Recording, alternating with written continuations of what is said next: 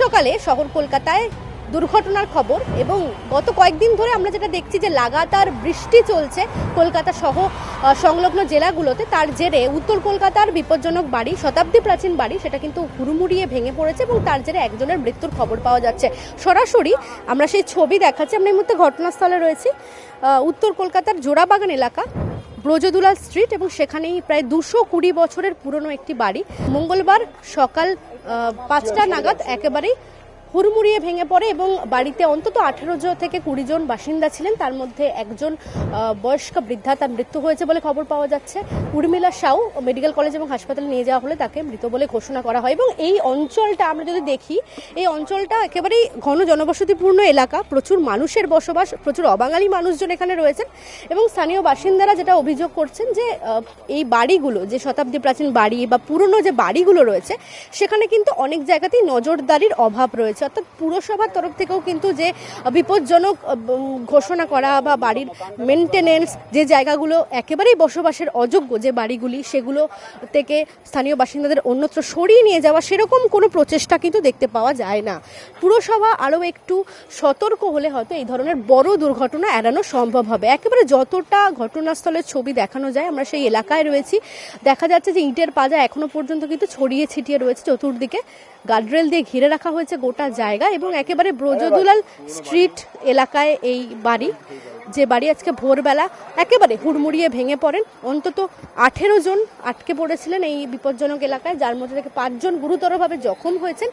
এক বৃদ্ধা 60 বয়স উর্মিলা সাউ, তার মৃত্যু হয়েছে বলে খবর পাওয়া যাচ্ছে। যদিও এই দুর্ঘটনার খবর পাওয়ার পরে পুরসভা এবং স্থানীয় প্রশাসন তারা ব্যবস্থা নিয়েছে। জোড়াবাগান থানার তরফ থেকে আধিকারিকরা আসেন, ডিজাস্টার ম্যানেজমেন্ট গ্রুপ, NDRF এর তরফ থেকে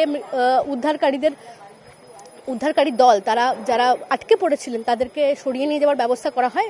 মেডিকেল কলেজ এবং হাসপাতালে আহতদের চিকিৎসা চলছে। তবে সব মিলিয়ে যে প্রশ্নটা উঠছে সেটা হচ্ছে প্রশাসনের নজরদারি বা পুরসভার নজরদারি। আমরা জানি কলকাতা পুরসভায় এখন কাউন্সিলরদের যে বোর্ড ভেঙে দেওয়া হয়েছে, প্রশাসক অর্থাৎ পুর কমিশনার, তিনি গোটা বিষয়টার দায়িত্বে রয়েছেন। তবে বর্ষার এই সময়টাতে প্রতি বছরই আমরা দেখি উত্তর কলকাতায় এরকম বিপর্যয়ের খবর সামনে আসে। অনেক শতাব্দী প্রাচীন বাড়ি সেগুলো ভেঙে পড়ে, দুর্ঘটনার মুখোমুখি হতে হয় এবং এক্ষেত্রে কিন্তু একজনের প্রাণ চলে গিয়েছে, এক বয়স্কা বৃদ্ধা মৃত্যু হয়েছে। পাশেই তাদেরকে রেস্কিউ করা হয়েছে, তাদের সেখানে থাকার ব্যবস্থা করা হয়েছে আপাতত।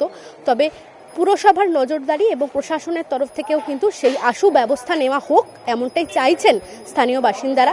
যে বিপজ্জনক বাড়িগুলো রয়েছে বা এরকম শতাব্দী প্রাচীন বাড়ি যেগুলো রয়েছে, সেগুলোকে মেরামত করা, সেগুলোকে বিপজ্জনক চিহ্নিত করা বা কিভাবে সেই এলাকা থেকে বাসিন্দাদের নিরাপদ স্থানে সরিয়ে নিয়ে যাওয়া যায়, সেই ব্যবস্থা নেওয়ার প্রয়োজন রয়েছে বলেই কিন্তু স্থানীয় বাসিন্দারা তারা জানাচ্ছেন। 3:30 সময় পড়ে গেছে। যে বাড়িটা ভেঙে গেছে সেই বাড়িটাতে কজন থাকতো? অনেকজন থাকতো। একজন মারা গেছেন? হ্যাঁ, একজন মারা গেছে। ওর নাম উর্মিলা সাহা। কত বয়স হবে? ওইটা বলতে পারবো, ওই 65 হবে। বৃষ্টির জন্যই হয়েছে? এত বৃষ্টি? হ্যাঁ, এত বৃষ্টির জন্যই পড়ে গেছে বিল্ডিংটা।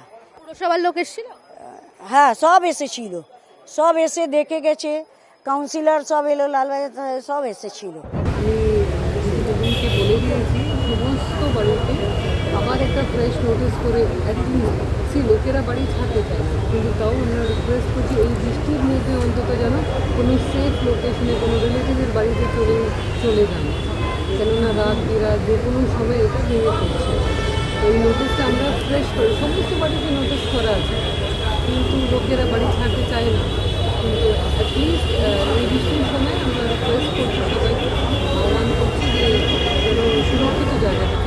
ম্যাডাম, কলকাতা পুরসভার যে আইন, তাতেও কি এভাবে এই ধরনের বাড়িগুলো নিয়ে দেখা যায় যে শরিকি ঝামেলা, আইনি জটিলতা, ঠিক বিপজ্জনক বাড়ির নোটিশ দিয়েই পুরসভাকে থাকতে হয়, আর তো কিছু করার? আপনি তো জোর করে কাউকে কারোর বাড়ি থেকে বের করতে পারবেন না, কিন্তু এটা ওনাদেরকে বুঝতে হবে যে বিপজ্জনক যখন বলা হয়ে গেছে তখন বের হতে হবে।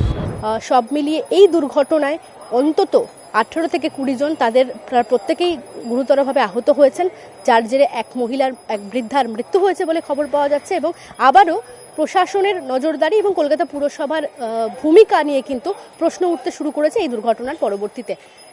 অবশ্যই আপনাদের নজর থাকুক নিউজ টাইম ডিজিটালের পর্দায়, এরকমই গুরুত্বপূর্ণ খবর আমরা আপনাদের জন্য তুলে ধরবো। ক্যামেরায় তাপস ঘোষের সঙ্গে মৌমিতা মিত্র, নিউজ টাইম ডিজিটাল।